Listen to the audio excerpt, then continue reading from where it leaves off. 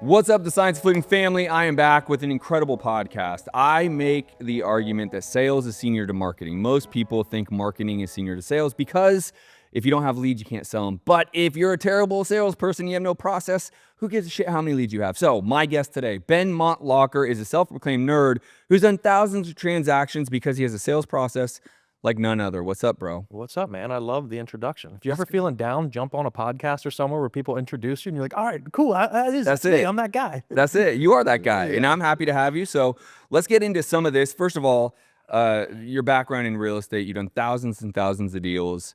You're a self-proclaimed nerd, but you have a process that has been able to deliver all those deals because of the process. Yeah, I think I was blessed to come into a good size organization, and then our commitment to grow and to build that bigger, I hate the word scale, by the way, so I'm going to avoid it mostly. Yeah. Most of that's scaling chaos. But to build that bigger, we needed to create a system. Yep. And we're a sales organization.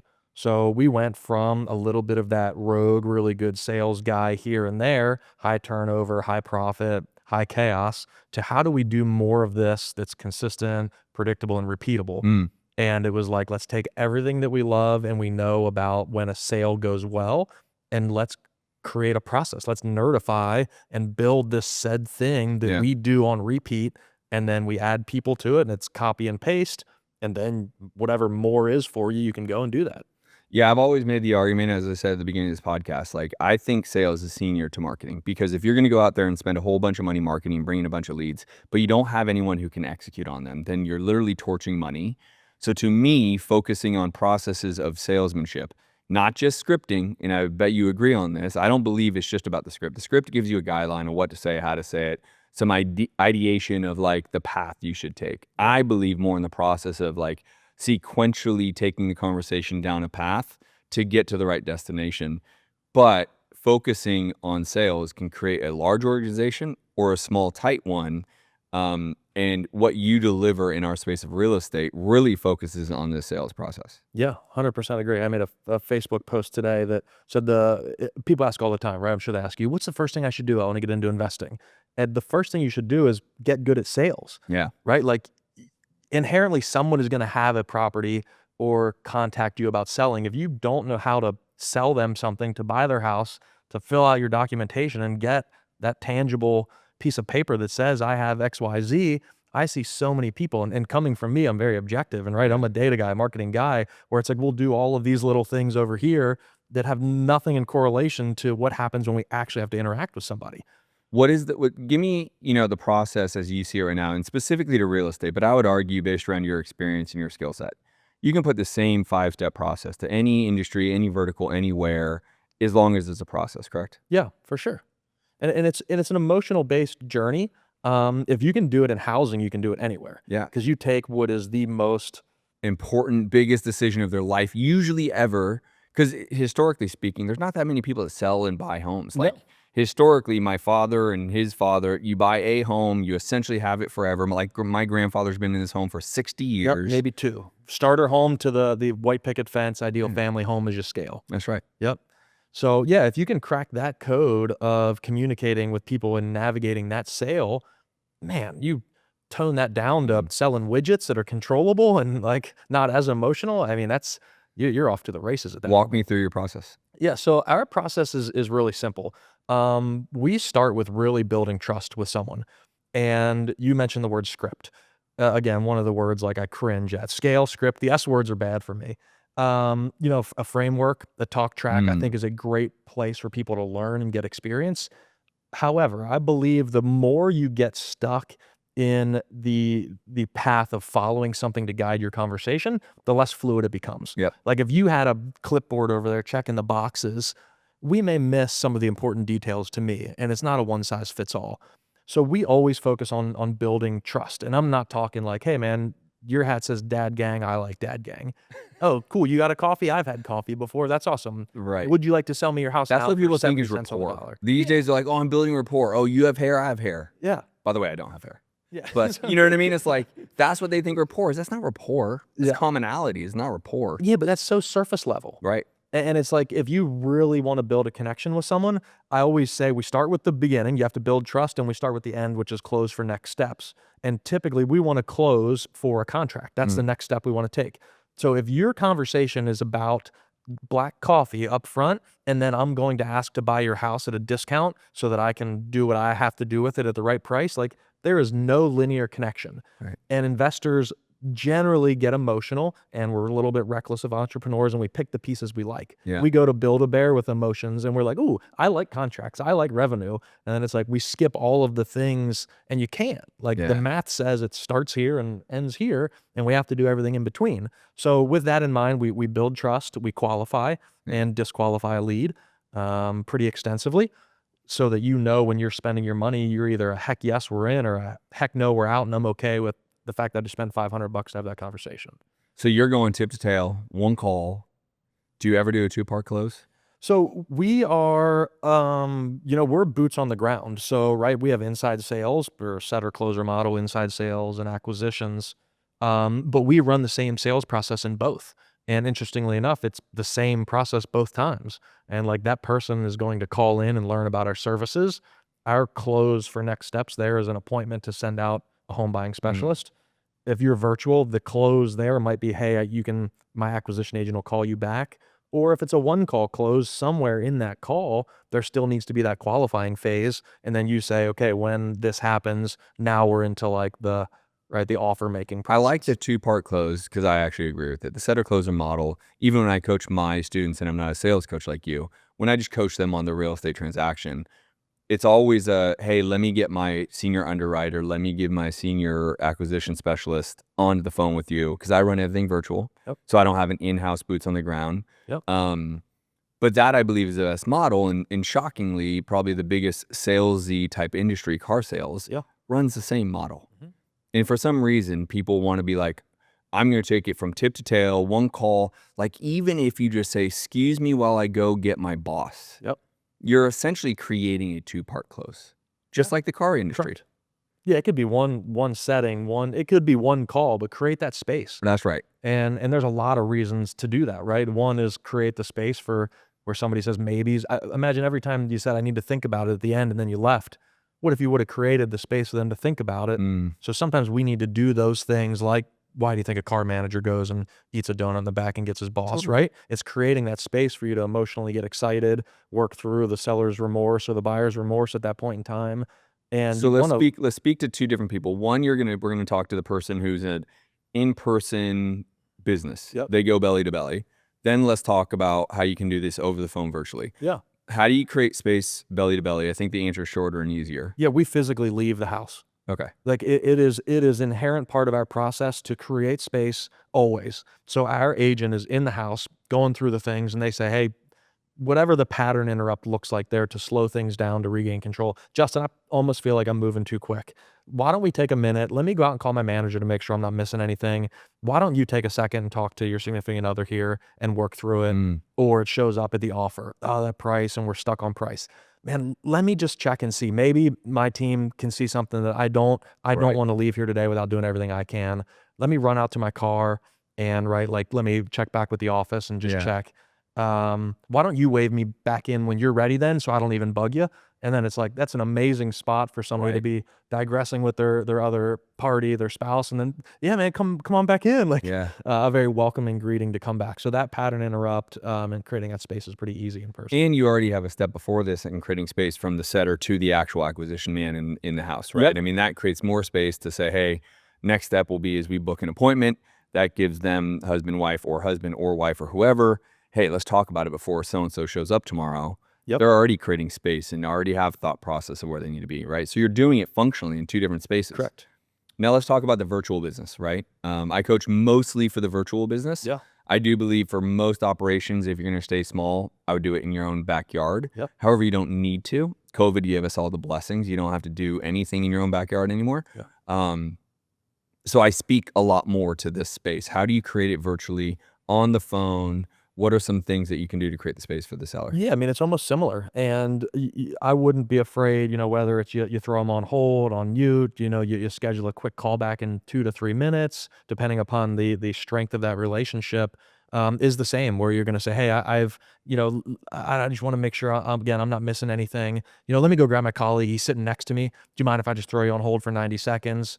And right, just getting out of that flow while staying in an emotional state, right? Like this is a very emotional, psychological sale. Yeah. So we don't want to drift into tactics. And if you find yourself doing that at any point in time, I think probably one of the biggest objections we run into is price. When a conversation starts going against like a battle of price, Yeah. the best thing to do is to break that down and interject emotion into that and saying, oh my gosh, I feel like we're stuck on the wrong thing. Why don't you give me just a second? Let me go get, a second set of eyes on this thing and then come back and start back off with more of an emotional conversation. Yeah. We never want to be in a price battle. We lose those often as investors. When I say a number and seller says they want something else, That's right, right. it becomes an auction at that point in time. How do you pull in the emotion in these conversations, right? If for example, because the way I work REI Live, which is my community, and we do calls every day, and so when I'm working with sellers, a seller might just say, hey, I'm not totally in need of selling. I own it free and clear. I have no loan, right? Where you start to eliminate some of the pain financially. But I'm interested in potentially selling if I can get the right price. Something like that can be said 9 times out of 10 by sellers. How do you bring in the emotional factor on a conversation like that? Ask a lot more questions. Okay. I mean, you just going down the path. We use the 6 connecting questions: who, what, when, where, why, how. Go toddler mode. I've got 2 of them, 2 and 4 right now. They ask a lot of the 6 connecting questions. I'm in it. And then we say, go 3 deep in each one of those. So when you tell me, and we just talked about building trust, that takes a little bit of time. Like when we're on the phone for 4 minutes, I can't say that we have a super deep level of trust on the call, but asking appropriate questions will tell you. Not many people are going to disclose the transparent, truthful, and depth of information when you ask a surface level question. Yeah. We call those high impact questions with a low impact relationship. And regardless of if you're on the phone for 4 to 10 minutes, I would say that most of that is BS, at best, until you really start getting through that. Like, how many times does somebody say, hey man, I actually caught a felony, I'm in sheriff's sale, give me 60 cents on the dollar and come out and bring me a check today? Right. Like those don't happen. We find out that kind of stuff happens, but like it's not going to happen on the beginning of the call. The best way to really find out true motivation is ask better questions. So if you're thinking about selling, why are you thinking about selling? Okay. Well, I was just considering it. Well, what would that do if you did sell? What would happen if you didn't sell? And then, the price. So now you just went 3 into 1. So why? So your point was who, what, when, why, how, where. Yeah. And then you go 3 layers in, 3 questions in on each of those. Yeah. And you'll get deep enough to have the emotional trigger somewhere along that path. Yeah, because you're getting surface level answers. It's like price. Consumers know 2 prices at best. 5 minutes ago, we said people sell 1 to 2 houses in their lifetime at best. We ask, what do you want for the house? Like, what 2 numbers do you think people commonly know about their house if you guessed? What they bought it for and what they want to sell it for?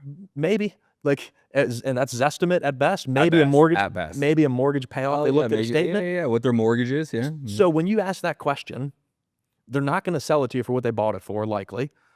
They're probably not going to sell it to you for their mortgage payoff. So they're going to inherently go with the only other number they might know a little bit about, which is what Zestimate told them it was. Yeah. And then it's like we qualify all of our future opportunity at revenue based upon that question and take it at face value, where it's like, oh, okay, cool. Like we'd be the world's worst poker players if we treated lead management like we do that aspect of things. Yeah. And then it's like, well, even if they give you that answer, well, why do you want the $450 for it?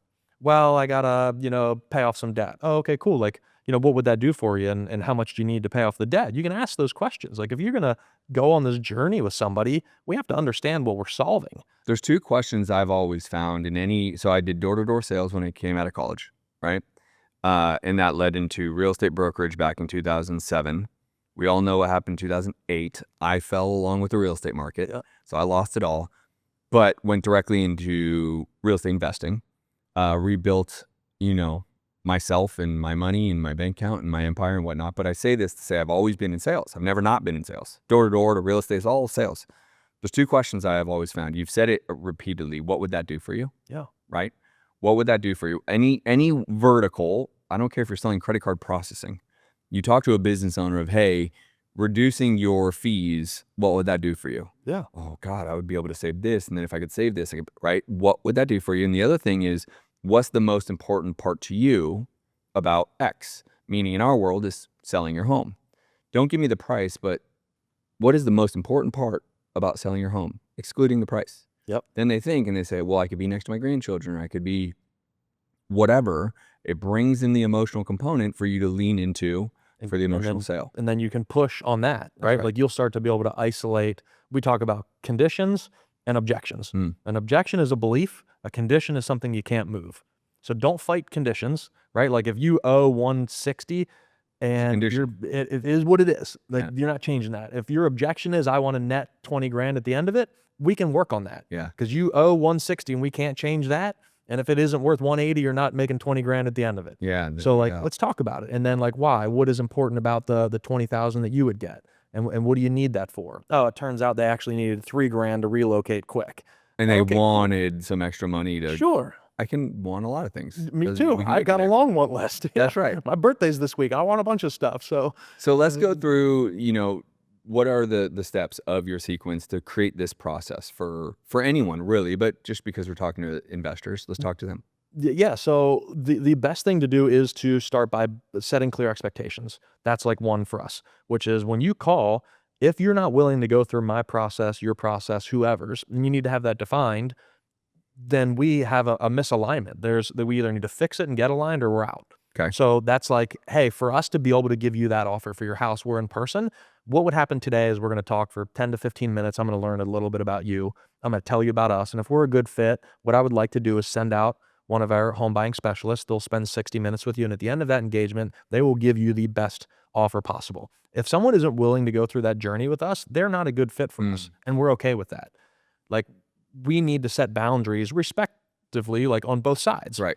And that is for virtual, whether that is or isn't, whatever it looks like, right? If somebody says, I'm not talking to you until you say a price, like we can't get there. I don't know enough about it. Yeah. And if that's just the match we're going to get into, it's not for me. Right. And the reality is, by the way, what you're doing, so I say there's 4 pivotal pillars of salesmanship, right? And you're doing it, whether you think or you're cognizant of my 4 pillars, will be indifference, which is what you're already doing. Yep. Hey, if we can't get there, we just not a good fit, totally okay. Yep. That is complete indifference.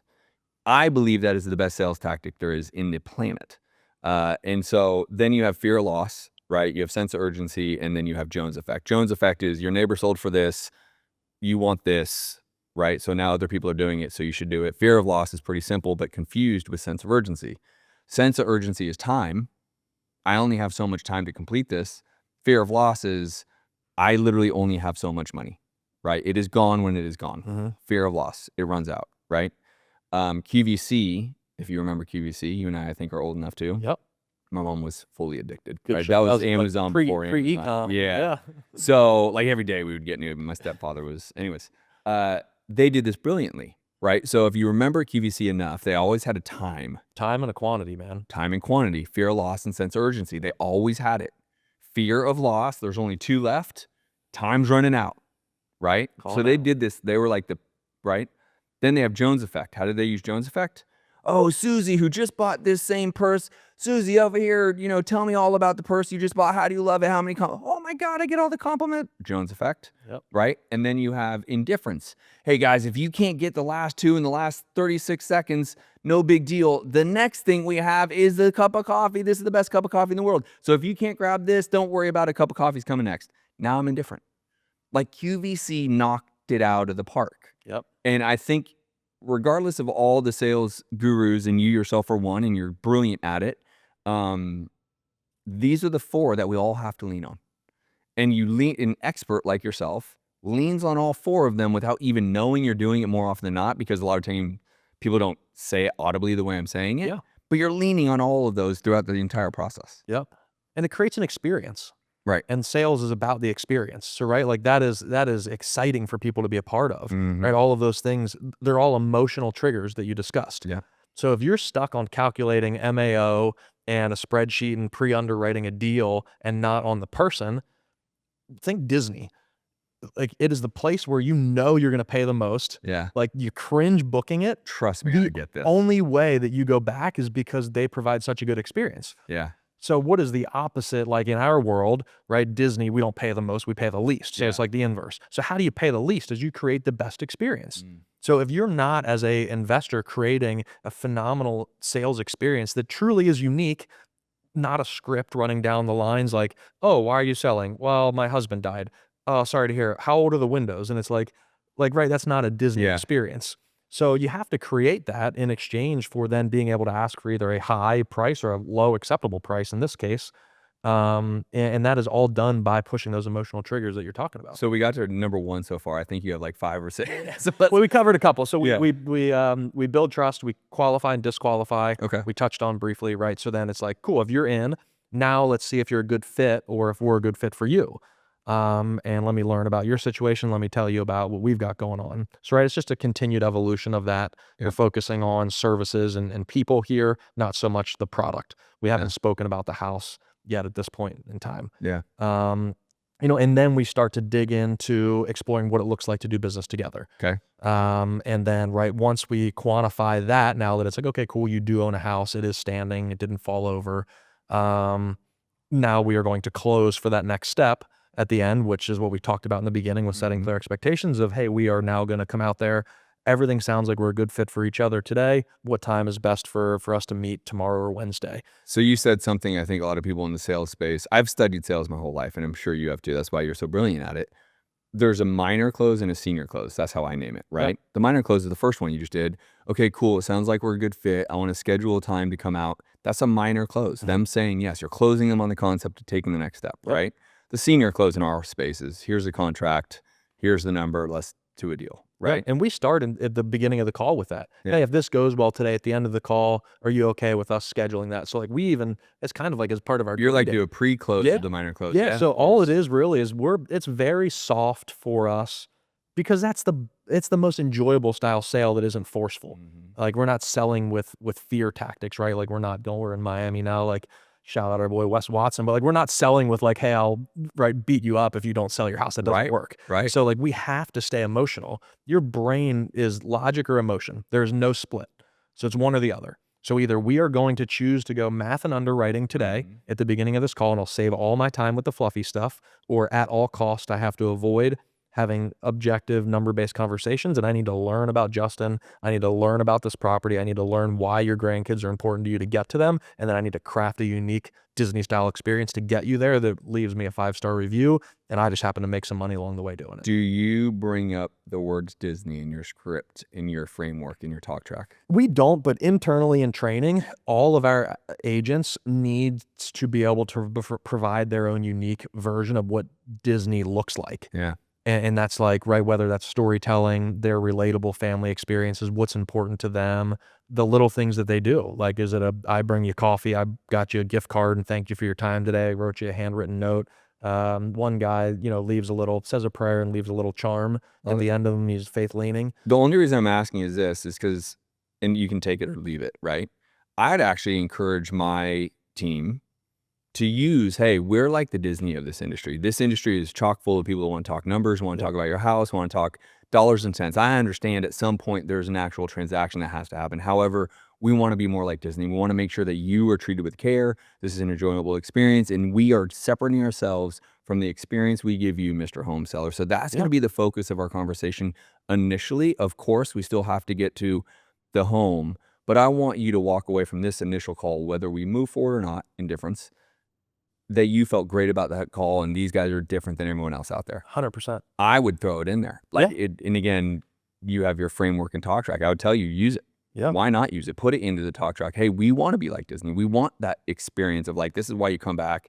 This is why you work with us. This is why you do these things. We may not give you the highest number, but you felt so good about our conversation and our transaction that you went with us. 100%. I mean, and we see that every day in life, and then we get into real estate and we want to change all of the belief systems, and we get clammed up and we say like, hey, somebody send me your script or your deal. And it's like, Man, a hot dog can be bought for $1 or $7. The only difference is one, somebody's throwing a baseball in front of you, or the other is that you're at the checkout line at Costco. Yeah. And it's like just the perception of the experience and the value that's provided. If you provide a great experience that is good for somebody, like you are rewarded for that. And that's value, right? Like price and value both have a dollar sign. Mhm. One is the experience and the emotional support of it. The other being price is like Walmart, man. Like Yeah. all we're gonna do is advertise price, and we hope you come here because it's the cheapest. Yeah. So you're either you got to kind of pick, and we lean very heavily. We're 4,000 transactions deep and 19 years of doing this that has some street cred and over 400 people in our community that have shifted to this emotional based sales process that supports a better culture, a more enjoyable sales experience, higher conversions, more profitability. And ultimately it's better for the seller. There's no transaction I've ever been a part of, whether I was doing door-to-door sales or on the phone with a homeowner. There's no transaction that was so numbers driven transactionally. Like, I've done them because someone said, "I'm about to lose it before the month is over. Take it for 60 grand or not." Like, Yep. yes, that is like the extreme outlier. Correct. But anything worth its weight or anything that I felt good of, every transaction was an emotional based experience. Every Always. single one. I don't care if it's buying the new shoes to your car, to your house, to selling something. If people are treating it transactionally, they're going to get that type of result. Meaning, they could probably do okay. They could probably make some money. They could probably get some transactions. But are they actually being efficient and having efficiencies to do big deals, do more deals? Yep. You don't like the word scale, but grow your company, Sure. grow in deal flow, right? And so I'd tell you now, I'm already going to promote Benmont right now. If you aren't following him, follow him. But this guy's a master of what he's doing, right? There's also a where would you point him a website? Yeah, our best website is ramprei.com. Okay. Ramprei.com, ramprei.com. Benmont also. We're not done, everybody. I want you guys to realize this guy's obviously studied sales, does sales his whole life. What I love about you is you're a self-proclaimed geek. I don't think you're a geek. I think you're a cool dude. But I think some people need to get out of their own fucking way. I think some people think I can't because they're a geek, right? Whatever's happened in their childhood, whatever father and mother and friends and groups and shame that has happened in their life, they feel like they can't. And I want to speak to that because I know one thing about me, and I would assume it's the same thing about you. We did it in spite of all the things of why we couldn't, right? Whether it was the messed up childhood, my parents were all alcoholics. I had a mom, a dad, a stepdad, all alcoholics. I, would have to walk myself home, all the things. Woe is me, woe is. It's not about that. Is I was able to create something in spite of all the reasons that I could have used as excuses for why I couldn't create it. I know that to be true. I know that anyone who's creating greatness is doing it in spite of something. Yeah. Right? Whether it's self-shame, not enough confidence, their family didn't give them the confidence, right? They weren't there for them, their friends make fun of them, whatever it may be. Talk to us a little bit about the power of you can be a proclaimed geek, but brother, you're a fucking stud and you know what you're doing. So how do you get someone who may be mentally in that self-shame or I can't mode of being a victim into a fucking killer? That's a really good question. Man, I think like the belief system is the whole empowerment thing, right? As you mentioned, just some people do it out of spite, and it's like, right, I'll prove to the world. Sure. And other people, the inverse of that is where they get stuck. And I think, without overcomplicating it, like having a belief system in like a sales process, whether you are nerdy, objective, right, very outgoing, it kind of guides you. So the best thing to do, it's like your mentor almost. So if you're stuck, right, like Lean on the you're not process. going to, if you haven't taken the jump on your own yet, that's okay, right? There are personality styles, and some people can't push through those barriers themselves.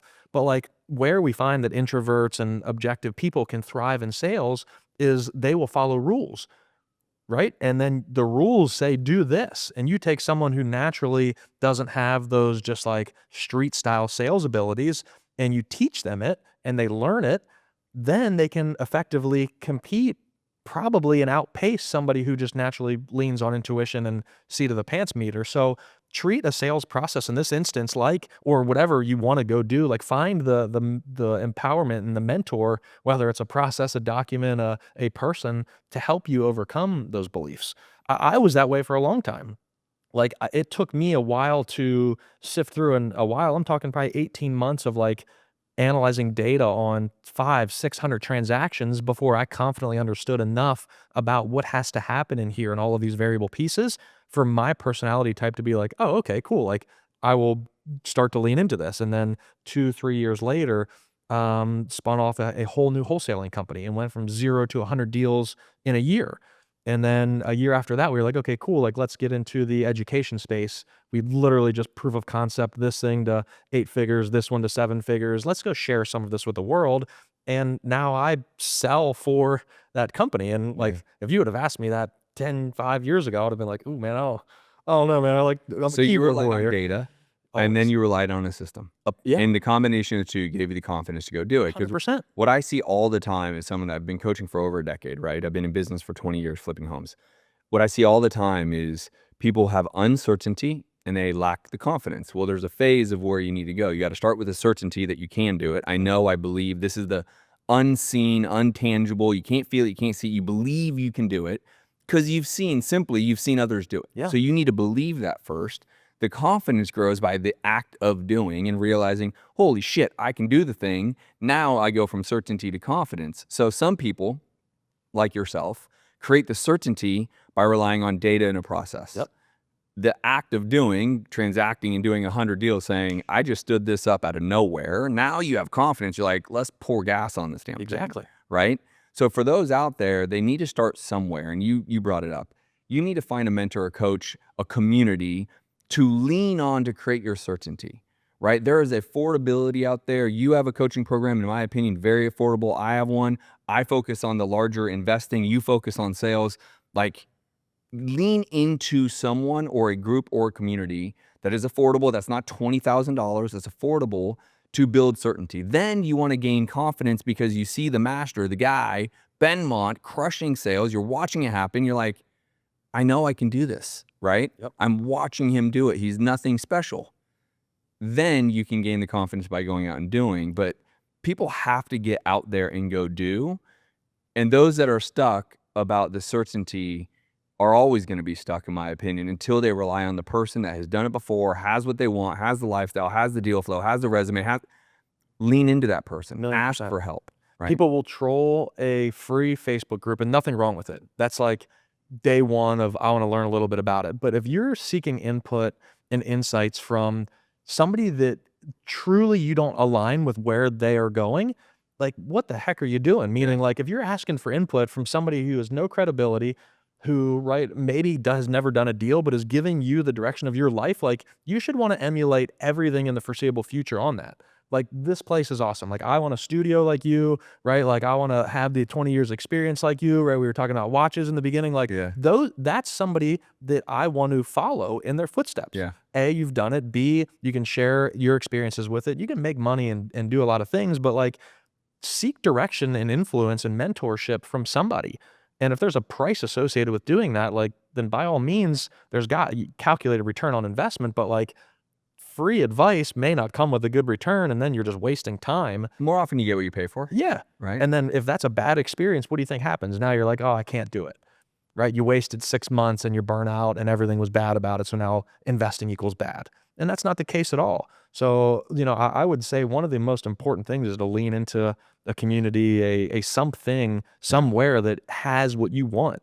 And that has to align like with your vision and where you want to take your life. And for those out there watching this that have been trying and are struggling, like don't let your past dictate your future. Ever. Because, and I'll just bring it to the dating world, right? Like if you get your heart broken when you're young and you're 16 years old and you're a high school sweetheart and you get your heart broken, what are you going to never date again, never get married? You can't allow that to happen in business either. You can't allow that in the adult world of how you're going to go create and provide and go after what you want. Yeah. So if you're out there struggling, you can't allow your past issues follow into your today's world, because there are people like Benmont, there are people like me that you can actually start to lean on to say, hey, I need to do something different. I tried it on my own.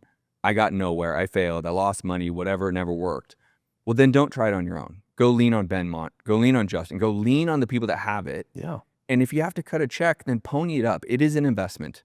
If you think it's anything other than investment, then never be an entrepreneur. Ever, ever, ever. And I'm talking to you if you're here. If that triggers you, Sorry. sorry, But not stop sorry. listening to me. Because the reality is I pay a lot of money every year for coaches and masterminds. Yeah. They're not always in the real estate section. They're not always in sales. It is business growth. It is marketing. It is operations. Sometimes I fucking cut a check just to be around the people I want to be around. Yep. For sure. Period, end of story. Because I know by being around them, they're further than I am, and I'm going to get something. Proximity, being around. accountability, you have FOMO at that point. We'll come all the way back to the sales process again. You're Absolutely. putting yourself emotionally in a situation that demands better and different. Yep. And there's only so many ways to get there. So no, 100% resonate, with that. And if you play small, you can't expect a big return either. So I'm not telling you, like you said, you don't have to go spend 20 grand, but like the $3 PDF is probably, let's say it had a 10x return, you're going to make $30. Yeah. But like, what if you invested $1,000, $2,000, and you had a 5 to 10 return? Like now we're talking, all right, now I got 10 grand. How quick can I spend another $1,000, $2,000? 100%. Right. So treat that all the same whether you're investing in your business, yourself, your life, whatever that is. Yeah, you got to really just find the investments into yourself and then the belief system that you can go execute on that thing. Now, the other thing is, I think, to talk to the people that do and then don't do. Because it's one thing for someone to come into Benmont's world and make the investment, and you're very affordable, in my opinion. You should charge a whole lot more, and my coach tells me the same thing. Right, but price is going up. Hurry up. Get it now. Price is going up. That's right. And so, but then you sit there and you give them the gold, the real shit. Like this, if you do this exact way of the framework, the talk, like you will crush. And they don't. Yeah. And they won't do it. And that is the most challenging part that I find as an educator, is to say, I'm literally giving you gold. Like, it will make you more money than you've ever made in your life if you just execute. I always find it is difficult for us to give them the thing they need versus the thing they want. Mm-hmm. They want to make money, but what they need is to get the fuck out of their own way. Yep. Because if you can't go do it, then you won't get anything from it, right? Talk to us about how you can not force someone, but to like get someone to start actually doing the thing that would create them to do it. Like there's a saying, something about it's going to be hard either way. Choose your hard. Yeah. Right. I say that a lot. There's a different way of like, like your day's hard, go do something harder so your day's not as hard. Say that all the time, man. Right. My day sucks. Go for a run outside in the heat. I hate running. I come back, man, whatever task I was working on is way better than that 20 minutes it sucked. Yeah. I think that, talk to us about that philosophy, because I think what we do is after 20 years of doing this, and as long as you have with this amount of deals, it can be like, oh yeah, Justin, but you've done it for 20 years. People will create the excuse of why they can't. Yeah. Even though I'm giving them the same thing, I still do to this day, 20 days in, I'm giving them the same thing, but they think it's hard. They think they can't. They think, so let's talk about like the hard is hard either way you cut it. Life is going to be hard. You have to choose your hard. I made a post recently, like being a parent, you and I both have young kids. I have a 4-year-old, I have a 15-month-old. Yep. You have a 4-year-old and 2-month-old or 2-year-old. Yep, close to you. Right? Being a parent is really difficult. Here's what I find to be the most difficult part of parenting. I want to provide, I want to protect. That's all I really want to do. But I want to be the most present, in the moment father while with them and loving them and encouraging them and supporting them and being that father that I didn't necessarily have. But to provide and protect means there's a lot of times that I have to go out and hunt. Mm-hmm. And while I'm hunting, I'm not in present moment with my children. That is the hardest part, but I have to choose my heart. I don't get both. I can't create an amazing life that they deserve while sitting on the floor playing with their toys. Yeah. Right? So talk to us about there's always hard, choose your hard. Yeah, I love that too, because it's like it's hard to be broke and it's hard to work hard to make enough money that you're not broke. That's right. And then you choose. So, that sparked a thought in my brain of like, this is why we built our community at Ramp, was because we went through every training possible and every newest next best thing. And what we found was what you touched on, a lot of inspiration. And it didn't come with any accountability or consistency beyond that. And I am not a motivational rah-rah guy, because math doesn't say that. Like 1 + 1 is 2, like somebody's crying, I don't get it, right? It doesn't math that. But when we built our community, it had to be different because we saw the challenges for our team. I mean, we've got 48 employees and we saw them struggling and us spending a bunch of money and them not getting better. And us just going through the motions. So we said, what is different look like? And we kind of leaned into what you talked about, where it was like, we do need to inspire people, and we need to teach them information so that they have the baseline, they're further ahead than where they were. But you can't quit at that. Like, I'll see Goggins on YouTube, and I've yet to go run with a weighted vest on in the rain in the dark yelling. So like, For it 100 inspires miles. me. Like, I literally, like, will give me chills, right? His voice and stuff sometimes, and it's like, man, that guy's badass. But It like, is. I'm not doing it. Yeah. But like, I'm inspired to want to be better, to go to the gym. Cool. Like, that's inspiration. But then like, how do you keep going is we've implemented then coaching inside of there, where it's like, okay, cool. Now you take this information, go try it, then tell me where you're stuck. Mm. I'm not going to tell you something new. I'm going to help you enrich and overcome that hurdle Mhm. that you're stuck at now. And then with that, repetitions and practice comes into play. So we've built in practice into that. You think a sports team, right? Aside from baseball, the lunatics play every day, like everybody else trains and practices a ton for the game. Mhm. So inside of our community, we have segmented calls that have a different purpose of those kind of things, because all three of those create the continuity that, okay, cool, let's get excited about it. Let's do it and see where we got hung up. And then let me hold you accountable to continuing to do it and to revise what you're doing so that we get to that end result. I can't be there every day with you, but providing those couple hours a week, where 3 days a week we're in contact, Yeah. where we're doing those different activities, keep inspiring you, because you need that North Star and that belief system. You need to keep compounding knowledge. You need to keep, right, getting coached, right? If the coach walked off the field, like, the team doesn't know what to do. Right. And then we need to keep practicing independently from that, or with our peers and with other people. Treat this thing like, if you want big results, you got to invest in yourself big to do it. So those are the three pieces we found of teaching, coaching, and practicing that have overcome every inspirational style sales training or any other program that there would be. Yeah, just like you said, there's an emotion component to all this. You gotta, like, what I try to do, and I'm no Tony Robbins, but you do the same thing. I'm sure you try to figure out what community member, what the real challenge is. You say, okay, well, what are the decisions, right? Like, what's more important?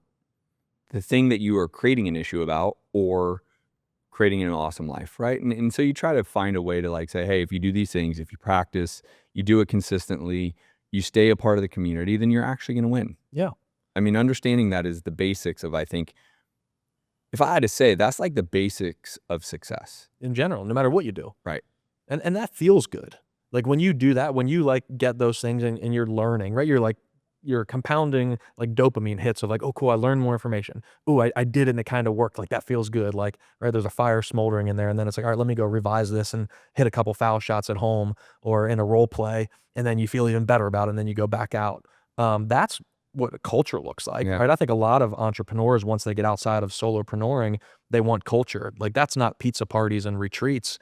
Like, you can't buy your way to winning. Like, you want to see your team thrive, whether it's 1 or 25 people. Yeah. Like, show them what success looks like, and let everybody be a part of hitting goals and accomplishing milestones. Like, that's what feels awesome. Dude, you're a stud. Everybody, Benmont Locker, if you're interested in sales of any level and understanding a true process, you guys have it locked, right? You have this process down. You've done thousands and thousands of deals. Make sure you follow him. Make sure you go to ramprei.com. Yep. Right? Understand what this process is. If you're serious about being in real estate investing, Benmont and I agree. Senior is sales, junior is marketing. If you can't sell anything, then who cares about the leads that you're bringing in? Wasting money to fill up your inbox with a bunch of notifications. So yeah, and anybody that's interested, like you said, ramprei.com, we'll throw on a free 7-day trial. You can spend like 3 hours of live training and full access to everything we do in the community for a week. If you don't like it, click cancel and bounce. But I think there's a lot of good information in there for anybody, no matter what level investor you are. I mean, if it's day one and you want to be inspired, there's a great free resource for you. If you've got a team of people and you lack being that sales manager, that accountability partner, if you're not investing 5 hours a week into your team, let somebody do it who that's all that they do, and That's right. and we love it. So Awesome. Guys, check them out. If this was helpful, if you learned a little bit about sales, then make sure you share this with at least 2 of your friends. Make sure you follow Benmont. Make sure you go to ramprei.com, and we'll see you on the next episode. thanks, Peace. man. Hey, I'm going to redo that end. I don't know why I like stuttered over that. Hey, if this was interesting, and if you feel like you've learned a couple things about sales and actually getting out of your own way and succeeding at the business, then make sure you're following Benmont and make sure you go and share this with at least 2 of your friends so you can execute proficiently. I'll see you guys on the next episode.